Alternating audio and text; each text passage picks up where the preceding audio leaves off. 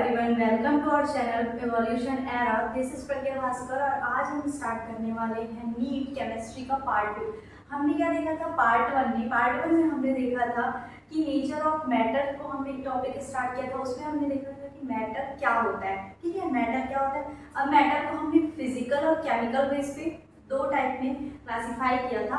Physical classification of matter में हमने क्या देखा था, सॉलिड क्या होता है, लिक्विड, गैस। ठीक है, उसके बाद जब हम केमिकल क्लासिफिकेशन की बात करते हैं तो केमिकल क्लासिफिकेशन में हमने क्या देखा था कि केमिकल क्लासिफिकेशन में दो टाइप के थे, प्योर सब्सटेंस और मिक्सचर। तो हम लोगों ने प्योर सब्सटेंस को भी दो टाइप में क्लासिफाई किया था। क्या क्या था वो, एलिमेंट और कंपाउंड। ठीक है, अब एलिमेंट और कंपाउंड भी हमारा कंप्लीट हो गया था।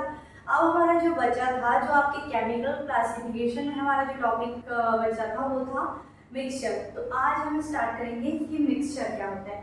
ठीक है, तो आपके जो एलिमेंट और कंपाउंड थे वो क्या थे, प्योर सब्सटेंसेस में आते थे। बट आपका मिक्सचर केमिकल क्लासिफिकेशन का ही दूसरा पार्ट है। ठीक है, तो देखो मिक्सचर क्या होता है। जैसे कि आपको मिक्सचर वर्ड से क्या, मिक्सचर ये होता है कि a material which contain more than one type of substances and which are mixed in any ratio by weight known as mixture. ठीक है, तो हम लोग यहाँ पे एक एग्जांपल ले लेते हैं। जैसे कि हमने यहाँ पे क्या ले लिया, वाटर ले लिया। अब वाटर में हम लोग क्या,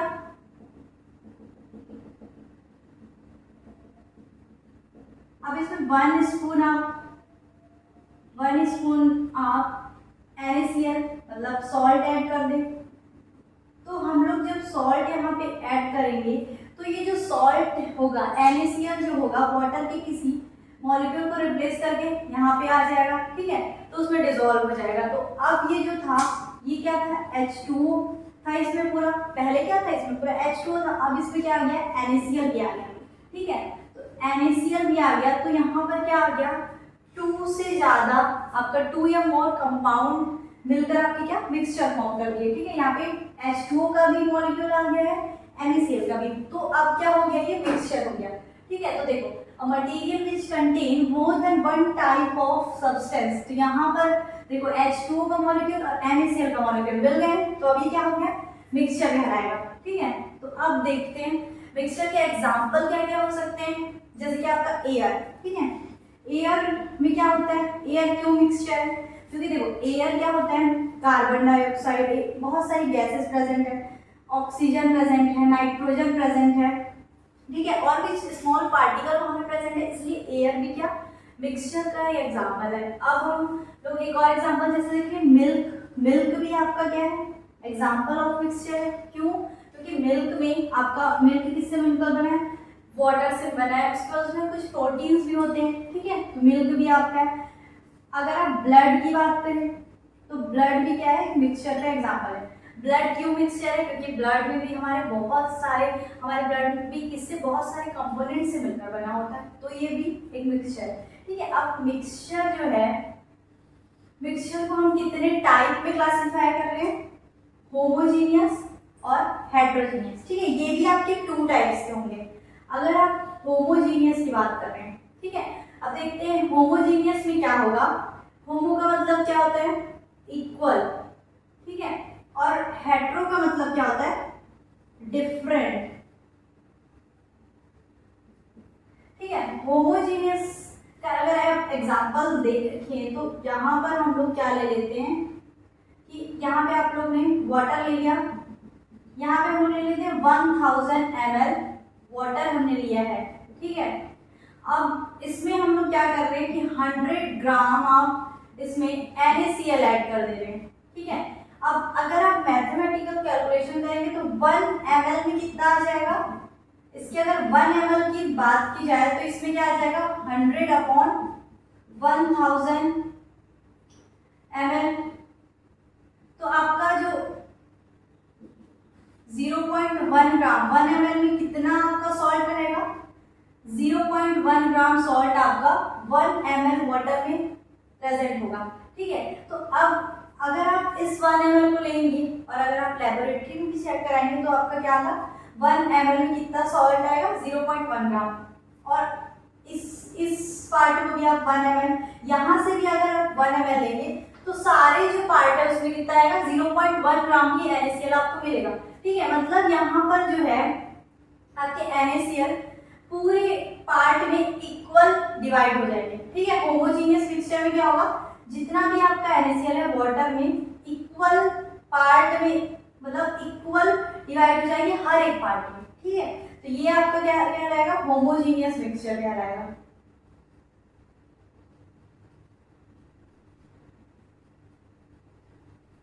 और हेट्रोजीनियस में क्या होगा देखिए, अब जैसे कि आप हेट्रोजीनियस में, हम लोग यहाँ पर भी हेट्रोजीनियस में क्या करते हैं, 1000 ml वाटर ले लेते हैं। अब जब हम 1000 ml वाटर ले रहे हैं तो यहाँ पे आप कुछ दूसरा ले लीजिए, यहाँ पे क्या होगा 100 ग्राम सैंड ले लेते हैं, रेत ले लेते हैं, रेत डाल देते हैं इसमें।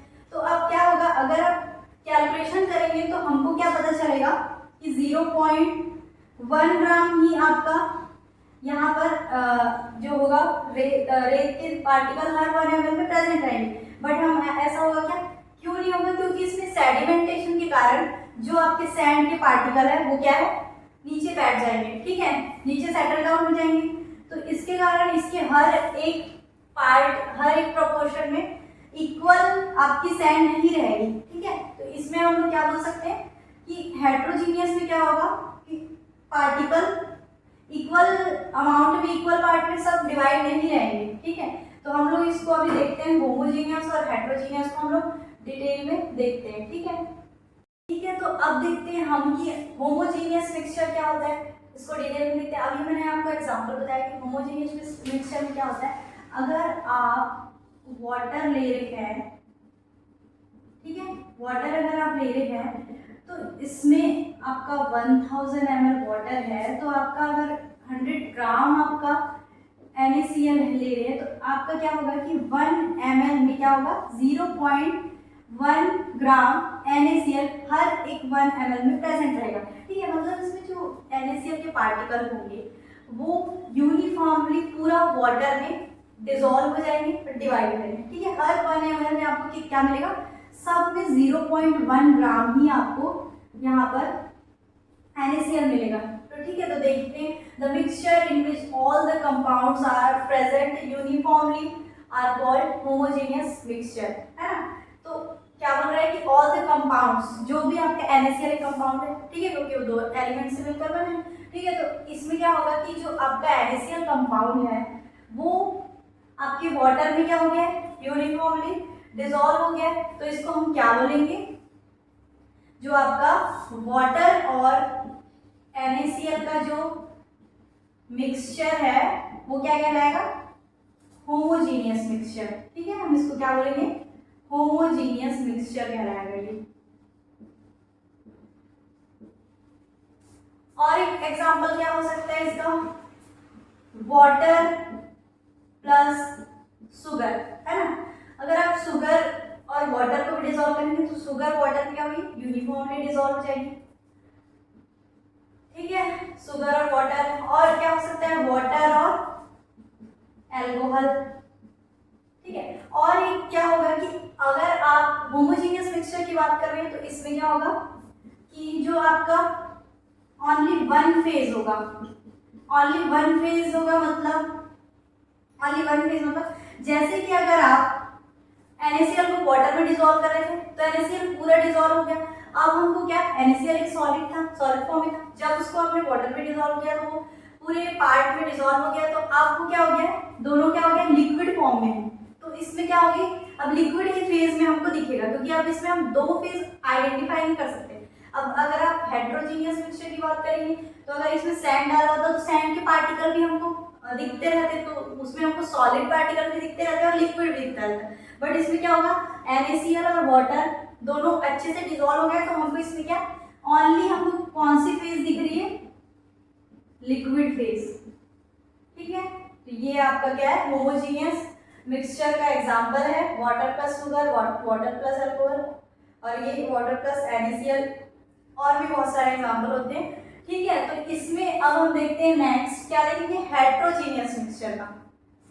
अब देखिए, होमोजीनियस मिक्सचर क्या होता था कि उसमें जो पार्टिकल्स थे, कंपाउंड थे, वो यूनिफॉर्मली पूरे डिवाइड हो जाते थे, मिक्सचर में डिसॉल्व हो जाते थे। But in case of heterogeneous mixture क्या होगा कि mixture in which all the components are present non uniformly, है ना, non uniformly are called heterogeneous mixture.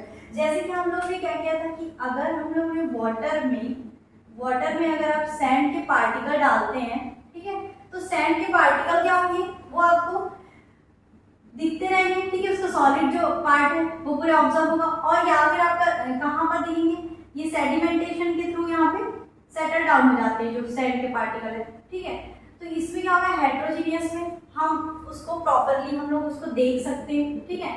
और अगर देख भी नहीं सकते तो ये इसमें जो आपका क्या होगा, पार्टिकल अगर छोटे हुए तो ये लोग यूनिफॉर्मली डिस्ट्रीब्यूट नहीं होंगे हर पार्ट में, ठीक है, पूरे डिसॉल्व नहीं होते हैं, ठीक है। जैसे कि आपने देखा कि शुगर और वाटर को अगर देखते हैं हम तो पूरा डिसॉल्व हो जाता है, बट इन केस ऑफ अगर आप सैंड एंड वाटर देखेंगे तो वो पूरा डिसॉल्व नहीं होता है। तो ये एक टाइप का क्या है, हेटेरोजेनियस मिक्सचर है। अब इसमें क्या हो सकता है, एक से ज्यादा फेज में हो सकते हैं ये, जैसे कि आप देख रहे हो यहाँ पर ये लिक्विड है वाटर, बट इसमें आपको सॉलिड जो सैंड है, सॉलिड पार्टिकल्स वो दिख रहे हैं, ठीक है। तो इसमें क्या हो सकता है, एक से ज्यादा फेज हो सकती है, ठीक है। तो इसमें क्या होता है, देखो, the mixture in which all the components are present non uniformly are called heterogeneous mixture, ठीक है। हेटेरो का मतलब ही आपका क्या होता है, डिफरेंट, है ना। तो आपका क्या हो जाएगा, इसमें मिक्सचर जो होंगे नॉन यूनिफॉर्मली डिसॉल्व होंगे, ठीक है। अगर आपका इसका अगर आप 1 ml भी अगर आप पार्ट लेते हैं तो इसमें ऐसा जरूरी नहीं है कि इसमें कितना आपका सैंड प्रेजेंट होगा, है ना, कहीं ज्यादा कहीं कम, ऐसा हो सकता है। अब आप इसका एग्जाम्पल क्या हो सकता है,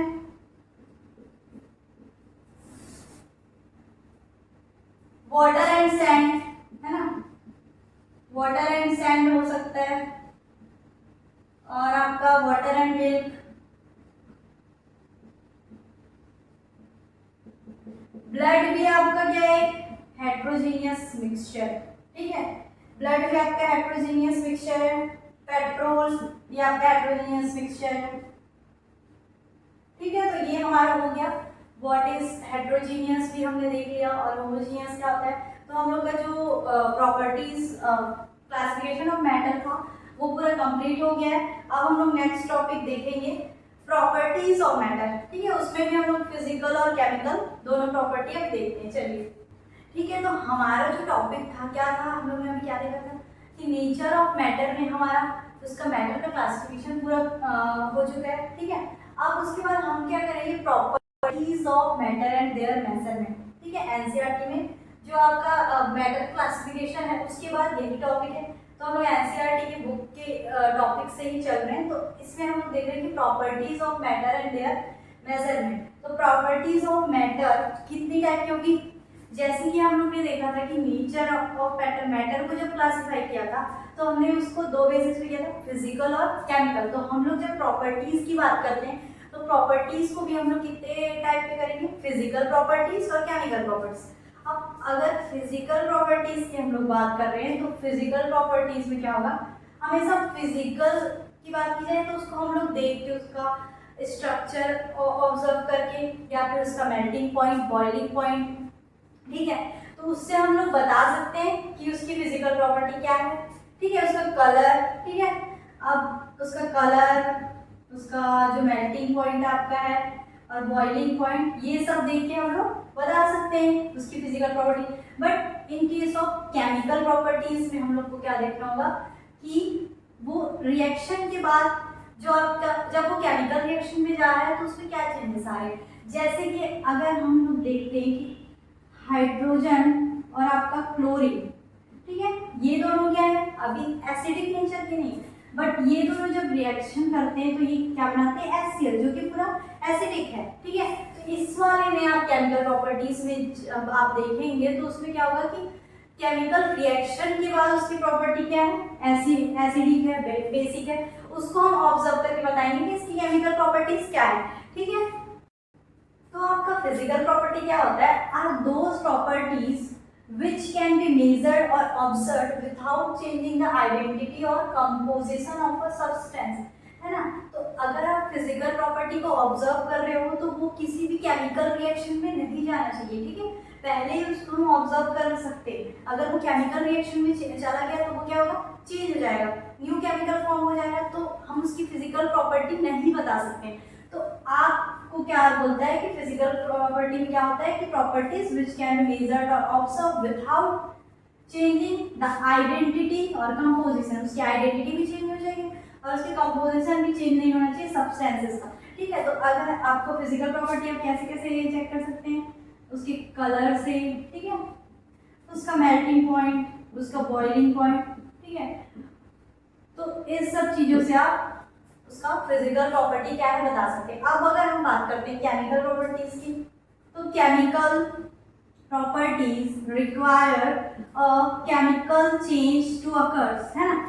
इसमें क्या होगा कि दो आपके एलिमेंट या कंपाउंड जब केमिकल चेंज में जाएंगे तभी आप इनकी केमिकल प्रॉपर्टीज बता सकते हो। ठीक है, तो बाय किसके हेल्प से बताओगे कि वो कितना एसिडिक है, ठीक है, कितना बेसिक नेचर का है, इस सब से आप क्या बता सकते हैं, उसकी केमिकल प्रॉपर्टीज हम बता सकते हैं। ठीक है, तो हमारा जो प्रॉपर्टीज ऑफ मैटर था वो खत्म हो गया। अब हम देखते हैं कि मेजरमेंट, ठीक है, मेजरमेंट के कितने यूनिट होते हैं, ठीक है, ये सब हम देखते हैं कि क्या होता है मैटर का मेजरमेंट। ठीक है, ठीक है, तो हमारे पास यहाँ पे फिजिकल क्वांटिटी को मेजर करने के लिए कुछ उसके यूनिट्स दिए गए हैं। ठीक है, अब यूनिट्स की जरूरत, मतलब यूनिट्स क्या होते हैं, जैसे कि आपको अगर कोई 6 मीटर लेंथ का, आपका किसी रूम की लेंथ 6 मीटर है, तो इसमें जो वो नंबर होगा और उसके साथ हम लोग क्या लिखेंगे, इसमें हमने इसको मेजर किया, किसमें किया है, मीटर, तो ये इसका क्या होगा, यूनिट होगा। ठीक है, अब हमारे पास फिजिकल प्रॉपर्टीज हैं, उसके आपकी क्वांटिटीज है, उसकी कुछ क्या है ऐसा यूनिट दिए गए हैं, उसके सिंबल हम देखते हैं। ठीक है, तो सबसे पहले हमारा जो मास होता है, मास का जो एसआई यूनिट है वो क्या होता है, केजी होता है। इसका जो आपका मास का एसआई यूनिट क्या है, किलोग्राम। ठीक है, किलोग्राम है, इसको हम लोग केजी है इसका सिंबल। ठीक है, तो वैसे तो आप केजी में हम लोग अगर छोटे छोटे आपके पार्टिकल्स को हम लोग मेजर कर रहे हैं तो हम लोग इसको ग्राम में ही मेजर करते हैं, अगर आप लैब में देखेंगे केमिस्ट्री लैब में। ठीक है, उसके बाद हमारा है लेंथ। ठीक है, लेंथ का जो है, जो आपका लेंथ है, लेंथ का जो है आपका ऐसा यूनिट क्या है, मीटर है। ठीक है, मीटर है आपका ऐसा यूनिट लेंथ का, तो इसका सिंबल है स्मॉल है। ठीक है, उसके बाद आपका लेंथ के बाद आता है टेम्परेचर। ठीक है, टेम्परेचर को हम लोग एक स्टैंडर्ड, अगर आप इसका यूनिट देखें टेम्परेचर का, तो इसका होता है केल्विन, इसका सिंबल है आपका के। ठीक है, उसके बाद अब अगर हम अमाउंट ऑफ सब्सटेंस की बात करें तो इसका जो होता है ऐसा यूनिट का मोल होता है। ठीक है, उसके बाद आपका आता है इलेक्ट्रिक करंट। इलेक्ट्रिक करंट को हम किसमें मेजर करेंगे, इलेक्ट्रिक करंट को हम मेजर करेंगे आपका एम्पियर।